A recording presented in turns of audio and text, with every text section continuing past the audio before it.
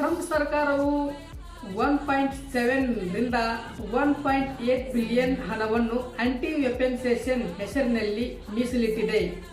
ಸರ್ಕಾರಿ ಸಂಸ್ಥೆಗಳು, ಉದಾಹರಣೆಗೆ SBI ಅಥವಾ IRS ರಾಜಕೀಯ ದ್ವೇಷಕ್ಕಾಗಿ ದುರುಪಯೋಗವಾಗುವುದು ತಡೆಯುವುದು ಇದರ ಉದ್ದೇಶ ಎನ್ನಲಾಗಿದೆ.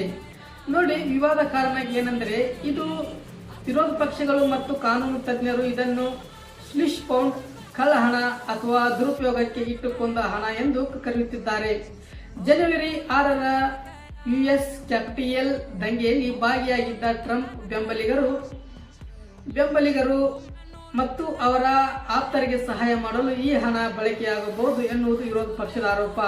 ನೋಡಿ, ಫಂಡ್ನಲ್ಲಿ ಟ್ರಂಪ್ ಮತ್ತು ಅವರ ಕುಟುಂಬ ವಿರುದ್ಧ IRS ಮತ್ತು ಇಂಟರ್ನಲ್ ರೆನ್ಯೂ ಸರ್ವಿಸ್ ತೆರಿಗೆ ಇಲಾಖೆ ಯಾವುದೇ ಕಠಿಣ ಕ್ರಮ ತೆಗೆದುಕೊಳ್ಳದಂತೆ ತಡೆಯುವ ವಿಶೇಷ ಪ್ರಾವಿಷನ್ ನಿಯಮ ಇರುವುದು ವಿವಾದವನ್ನು ಮತ್ತಷ್ಟು ದೊಡ್ಡದು ಮಾಡಿಕೊಂಡಿದೆ.